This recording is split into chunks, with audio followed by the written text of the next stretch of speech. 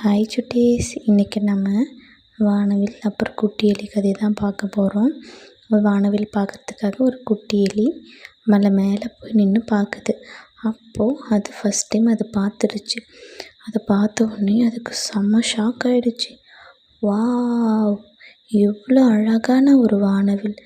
இந்த வானவில்லை இதுவரை நம்ம பார்க்காம போயிட்டோமே, பரவாயில்ல எப்பயாச்சும் பார்த்தோமே அப்படின்னு சொல்லிட்டு அதுக்கு பிடிச்ச சீஸ் கூட எடுத்து சாப்பிடுது. என்ன ஒரு அருமையாக இருக்குது! நமக்கு பிடிச்ச வானவில்லை இப்படி நம்ம பார்த்துட்டோம்.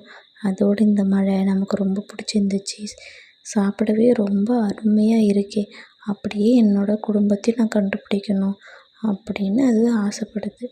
ஆமாம் சுட்டீஸ், இது சின்ன வயசில் வீட்டை விட்டு தொலைஞ்சி வந்துடுச்சு. அது இப்போ தனியாக தான் வாழ்ந்துட்டுருக்கு.